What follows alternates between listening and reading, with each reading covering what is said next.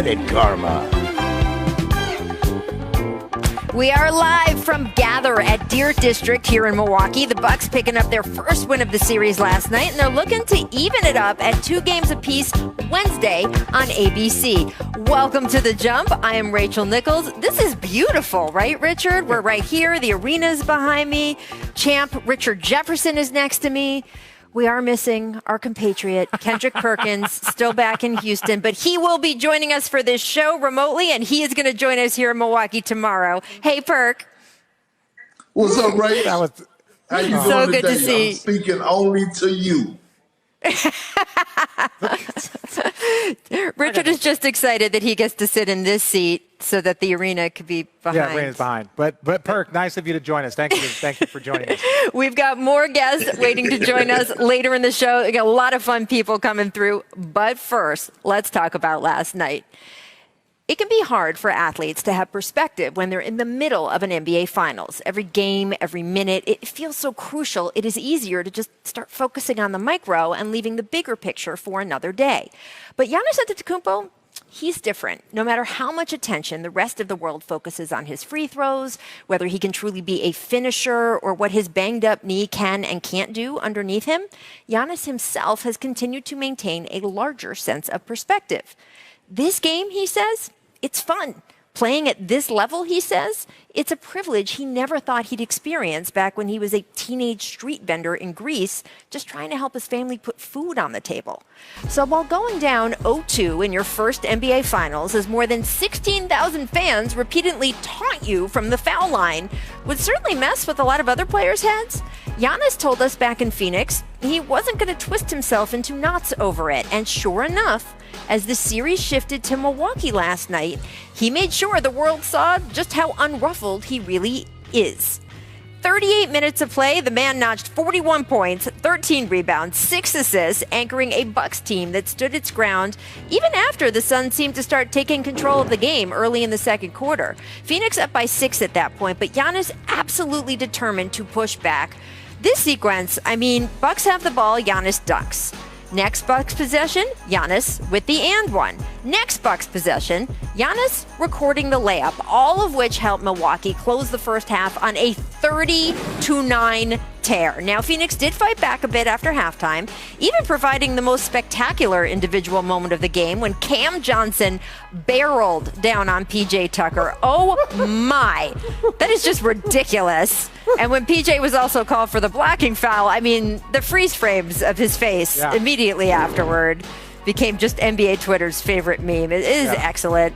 Johnson, more than just a dunker in that quarter, though. That three-pointer put the Phoenix with 4 on the scoreboard. But at that point, the Suns were also spending large chunks of the game without center DeAndre Ayton, who'd picked up his 4th foul less than 2 minutes into the second half. And with backup center Dario Saric out for the series with a torn ACL, Giannis pounced on the Bucks' advantage down low. In fact, look at this shot chart. All 14 of his made field goals, every single one, came within 5 feet of the basket. That dominance, combined with a series of timely buckets from Jrue Holiday to push the Bucks on a 24-6 run, well, that would shift the game for good. And after it was all over, the quick whistle on Ayton, the overall free throw disparity that favored the Bucks, that became the topics of conversation, and we will talk about that on this show in a minute. But it's just important to note that when Giannis was presented with those opportunities, he is the one who stepped up and cashed in, including at the foul line, where he was 13 for 17. And afterward, yes, he had perspective on just how fortunate and happy he was to be in that moment. In fact, he used the word enjoy 9 separate times during his post-game press conference. 9 times. A press conference he gave while his 1.5-year-old son Liam was running playfully around the room. It was adorable. And in a lot of ways, Liam being there was a physical manifestation of the way Giannis sees things. That even after he played the biggest game of his life, there is still a much bigger picture than what happens just out on the court in a given night. Here is how he described it. I feel like I've come a long way just to be able to, sit here, being interviewed by you guys, playing in these games, being with my teammates. It's been a long journey, and I'm trying to enjoy every single moment of it. And being down or up or whatever the case might be in the series, being out there in 20,000 fans, 20,000 fans outside the arena, chanting your name, chanting for the team, just happy to, have NBA basketball at this time of the year with the two last teams standing. So that's amazing, to me. And so I don't worry about the outcome as much as I just want to enjoy the game. I want my teammates to enjoy the game. And I know that by enjoying the game, I can have the opportunity to win any game we play. That is really impressive perspective. And maybe Giannis not gripping about the outcome of these games in his every waking moment is the reason the Bucks had, such a good outcome last night, as he discusses. Either way, the big picture is now clear to all. The Bucks are decidedly back in this series, and it's Giannis who will have a whole lot to say about where things go from here. All right, so with that performance last night, Richard, Giannis joined LeBron, Shaq, Jordan, Rick Barry, and the logo, Jerry West, on the list of players to post consecutive 40-point games in a single finals series. Perk, this is such a high level of productivity from Giannis. Do you think that he can sustain this going forward?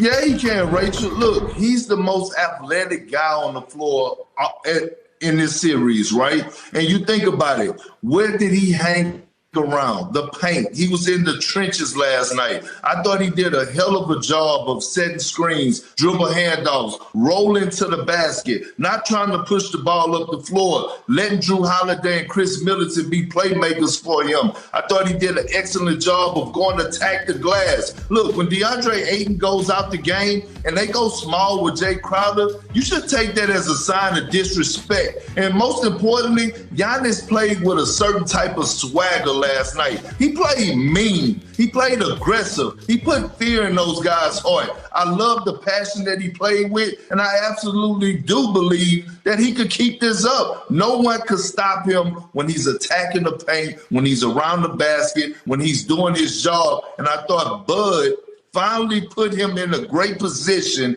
to be successful. And I thought Giannis accepted that role of actually kind of playing that center position. No, I think 1,000% he can sustain this. This was never a question can Giannis sustain this type of play? Look at the names on that list. People wonder why at times we're so critical and we're splitting hairs. We're splitting hairs with, Michael Jordan and LeBron James and Shaquille O'Neal. It's because he's that good. He's that talented. Jerry West, Rick Barry, Giannis gets criticism because they expect the same thing from him as LeBron James and Shaquille O'Neal. The question is, and it's always been, the lingering question has been, are his teammates the type of players that you can put next to him? And is Coach Bud the coach to put him in best position? It's never about, is Giannis a monster? Is Giannis good enough? Yes, he has holes in his game, but if you can fill in those holes either via teammates or via superior coaching, then there's not a lot that you can do to stop him at that point in time. Well, part of it, too, isn't Giannis per se. Can he get it done? Yeah. It is, what is the defense there for him? Now, other teams have had some success just basically walling off the paint. If we can put, I know, Director Kathy, if we can put that shot chart back up of Giannis and sort of all 14 were within 5 feet of the basket. Obviously, DeAndre Ayton being in foul trouble, which we'll talk about in a minute. But also, don't forget, Dario Saric, the backup to Ayton, is out. He is not coming back. His ACL is torn. So, Richard, when you look at this shot chart, whether Giannis can, quote, get it done or not, right?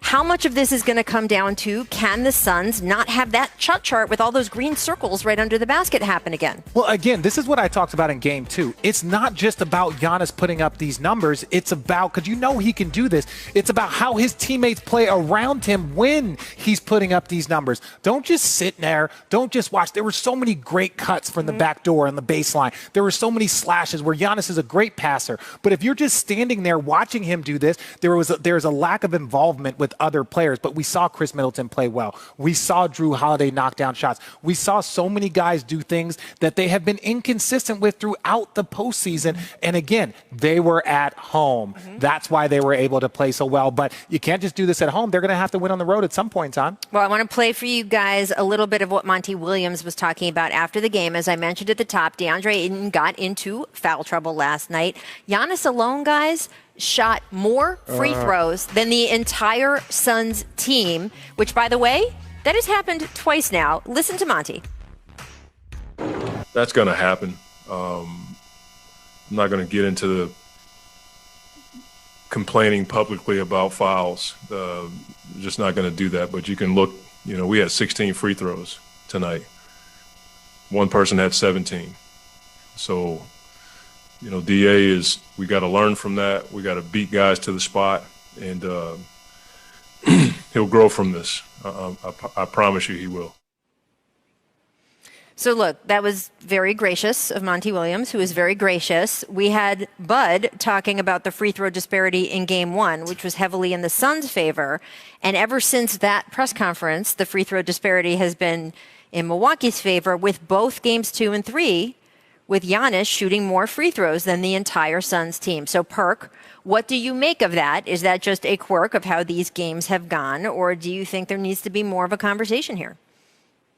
No, it's no conversation. If you're watching the game, right, the Bucks are in attack mode, especially Giannis. And what is the golden rule when Giannis get around the basket? It's to foul him, send him to the free throw line. Last night he just happened to make his free throws. So, I'm so tired of the Scott Foster, the CP3 narrative and all this stuff that's going on. No, that had nothing to do with why the Suns lost last night. The Suns were not aggressive. They did not take it to the basket. They were settling for jump shots. Giannis established his identity in the paint, along with Brook Lopez, along with Bobby Portis, along with PJ Tucker. They were playing like men amongst boys. So you can't discredit the Bucks for how they approached the game last night and in game 2. And Monty is saying, the league is saying, wrap Giannis up. We know he doesn't shoot free throws well. But last night, he stepped up to the plate and he made them when they mattered the most. And now all of a sudden, we're having this conversation.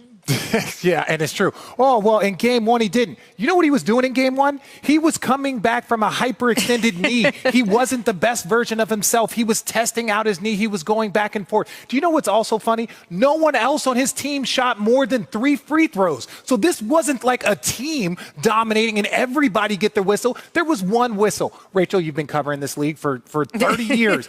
No one ever complained when Shaq shot 20 free throws because that was the game plan. The game plan was to wrap him up. The game plan was to do this. So Monty Williams handled it. He wasn't being critical. I don't like the Scott Foster nonsense, but I will say this. Giannis, wrap him up. If he makes 13 for 17, you're probably going to really struggle in that game because you know he's going to do everything else well.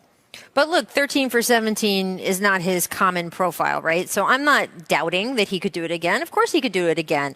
But I don't know if the Bucks can count on him doing it again. So it might be something that the Suns still want to push. The one thing I will say this is that if you look at these free throw numbers, understand that this wasn't the Bucks getting the whistle. This was Giannis getting the whistle. Right. And he's the 2-time MVP. And he should get the whistle because he lives in the paint. Clearly. That's it. That's it. So it's like, I don't want to hear anything about free throws. The one game that he didn't was the game that he was coming back after missing 2 games. Right. All right. Well, guys, I want to talk a little. Oh, go ahead. We're going to break, Rachel. No, Rachel, go to break. We got to get the break. Rachel, before we go to break, I was just going to ask you to ask Richard and ask the producers, can he button up his shirt a little bit? That's it.